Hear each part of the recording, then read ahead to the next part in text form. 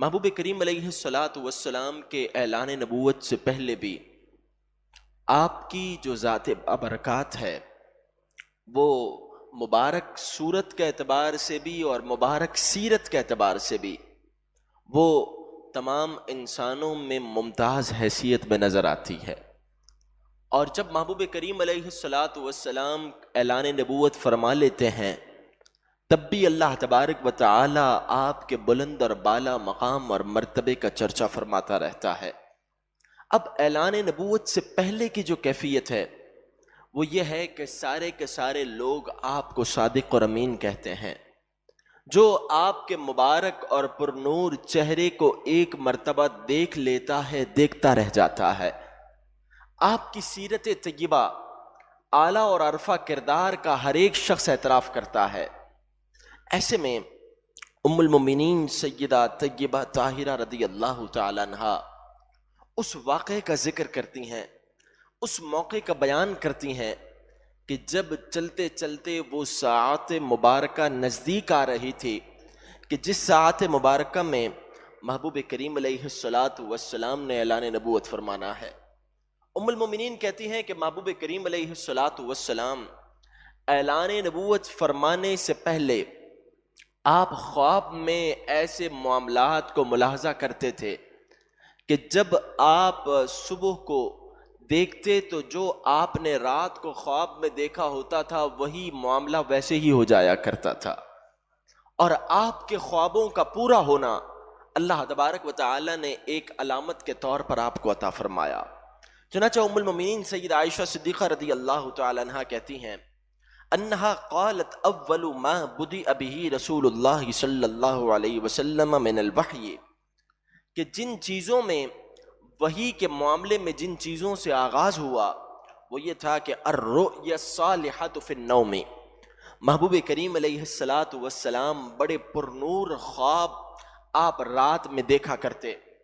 فکان لا یرا رؤیا الا جاءت مثل فلق الصبح، فرمایا محبوب کریم علیہ الصلاۃ والسلام جو بھی خواب میں معاملہ ملاحظہ فرماتے جب آپ صبح کو دیکھتے تو وہ معاملہ ہو بہو ویسے ہی ہو جایا کرتا تھا۔ یہاں پر ان لوگوں کے لیے درس ہے کہ جو محبوب کریم علیہ الصلاۃ والسلام کی اس حدیث پاک کو خواب کا معاملہ کہہ کر نعوذ باللہ من ذالک حضور علیہ السلام کے اختیارات کو کم دکھانا چاہتے ہیں، جب محبوب کریم علیہ الصلاۃ والسلام نے ارشاد فرمایا کہ مجھے خواب میں یہ دکھایا گیا کہ زمین کے سارے خزانوں کی چابیاں رب نے مجھے عطا فرما دی۔ محبوب کریم علیہ الصلاۃ والسلام کے خوابوں کی تو کیا شان ہے، جو دیگر انبیاء اکرام علیہم السلام ہیں ان کا بھی یہ معاملہ ہے کہ اللہ تبارک و تعالی ان کے خوابوں کو بھی سچا فرماتا ہے، ان کے خوابوں کا بھی ظہور ہو جاتا ہے۔ اور یہاں تو اعلان نبوت سے پہلے ہی محبوب کریم علیہ الصلاۃ والسلام رؤیا صالحہ ملاحظہ بھی فرماتے ہیں، اور پھر ان کی تعبیر آپ صبح کو دیکھتے بھی ہیں۔ ام المؤمنین سیدہ عائشہ صدیقہ طیبہ طاہرہ رضی اللہ تعالی عنہ کہتی ہیں ثم حبب الیہ الخلاء، کہ پھر اس کے بعد یہ ہوا کہ محبوب کریم علیہ الصلاۃ والسلام کے دل اطہر میں خلوت نشینی کی محبت ڈال دی گئی۔ آپ کو اس بات سے الفت اور محبت پیدا کر دی گئی کہ آپ لوگوں سے الگ تھلگ ہو جائیں، آپ لوگوں سے دور چلے جائیں، اور لوگوں سے دور جا کر آپ اللہ تبارک و تعالیٰ کی عبادت کریں۔ وَهُوَ التَّعَبُّدُ وَكَانَ يَخْلُو بِغَارِ حِرَاءَ، جب خلوت نشینی کی محبت محبوب کریم علیہ الصلاۃ والسلام کے دل اقدس میں ڈالی گئی تو آپ خلوت نشینی کے لیے غار حرا میں تشریف لے جانے لگے۔ وَيَتَحَنَّسُ فِيهِ، اور آپ غار حرا میں جا کر وہاں عبادت میں مصروف رہتے۔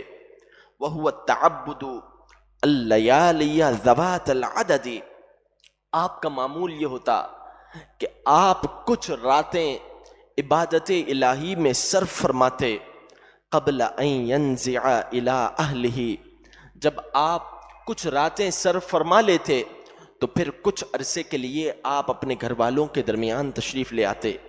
وَيَتَزَوَّدُ لِذَلِكَ، اور پھر آپ خورد و نوش کی اشیاء لے کر ثم یرجع الی خدیجہ فیتزود لمثلها حتی جاءہ الحق، آپ خورد و نوش کی اشیاء لے کر پھر غار حرا میں تشریف لے جاتے، پھر کچھ ایام گزار کر آپ ام المومنین سیدہ خدیجۃ الکبریٰ رضی اللہ تعالی عنہا کے پاس آتے، پھر آپ کچھ ایام کے لیے غار حرا میں تشریف لے جاتے، حتی جاء الحق، یہاں تک کہ رب العالمین کا پیغام آ گیا، وَهُوَ فِي غار حرا، اس موقع پر کہ محبوب کریم علیہ السلام غار حرا میں موجود تھے۔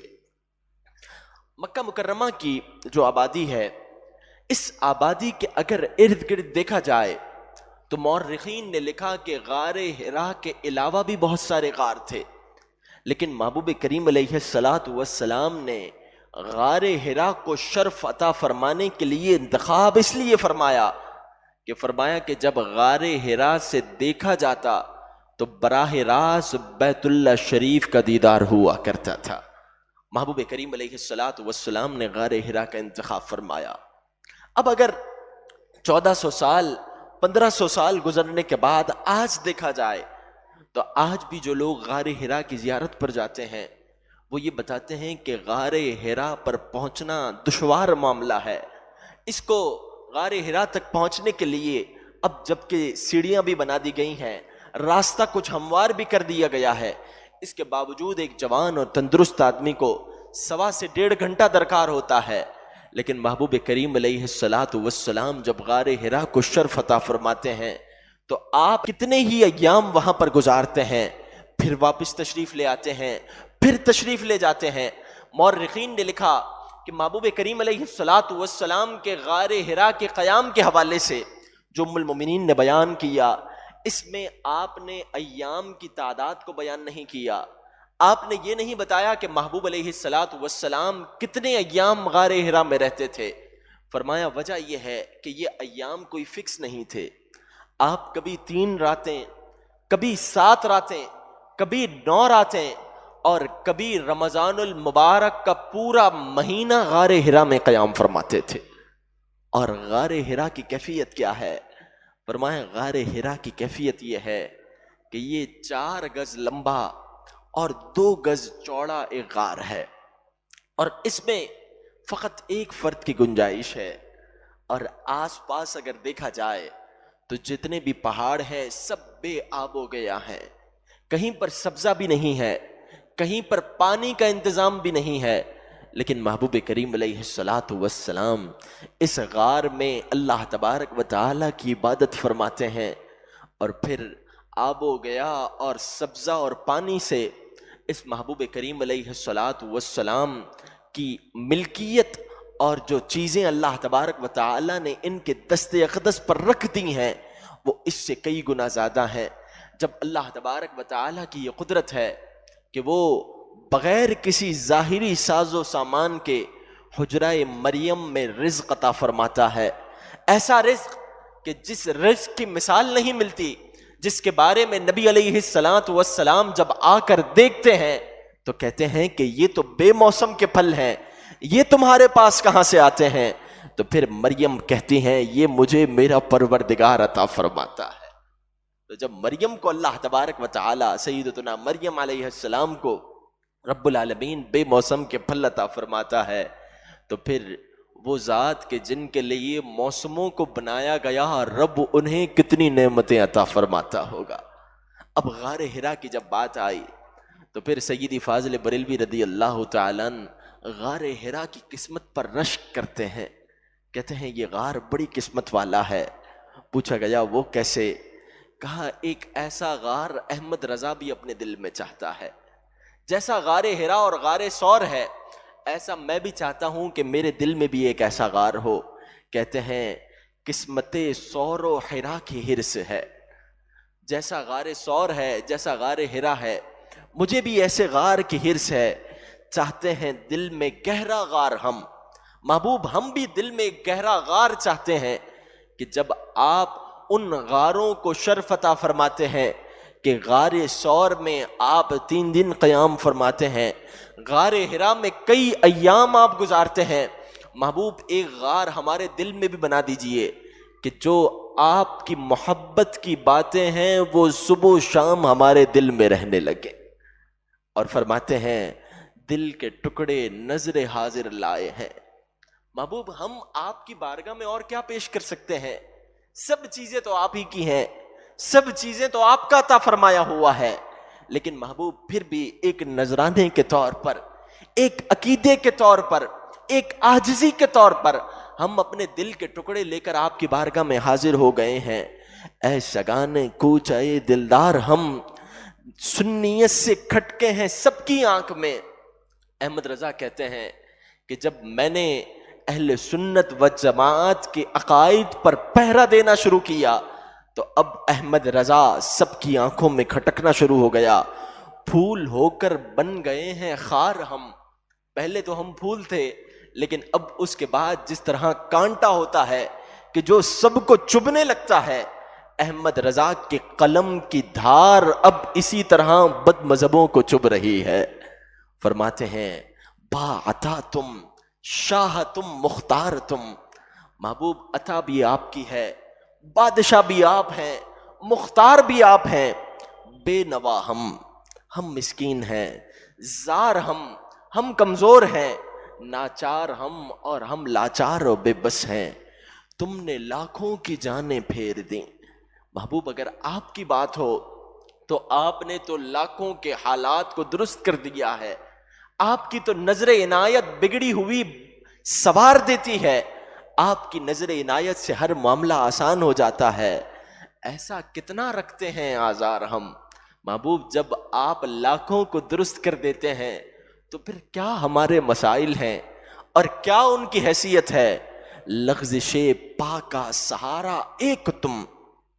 محبوب اگر بات کی جائے کہ جس کے قدم ڈگمگا جائیں، جس کے قدم متزلزل ہو جائیں، اگر ان لوگوں کی بات ہو تو ان قدموں کے متزلزل ہونے والوں کو صرف آپ سہارا دینے والے ہیں. گرنے والے لاکھوں نہ ہنجار ہم. اور اگر گرنے والوں کی بات کی جائے، سہارا دینے والی تو ذات ایک ہی ہے، لیکن اگر گرنے والوں کی بات کی جائے تو ایسے لاکھوں نالائق ہیں کہ جو صبح کو بھی گرتے ہیں، شام کو بھی گرتے ہیں.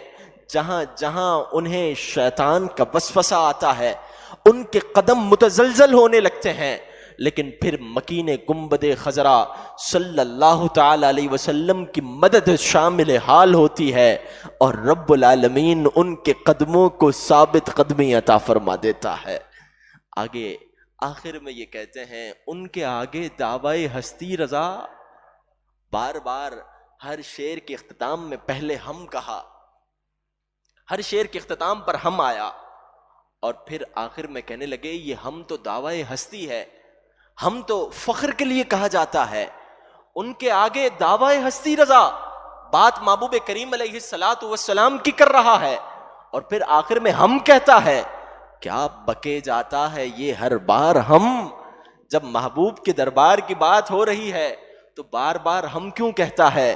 کیونکہ یہ وہ دربار ہے کہ جہاں عجز اور انکساری کے ساتھ پیش آنا چاہیے.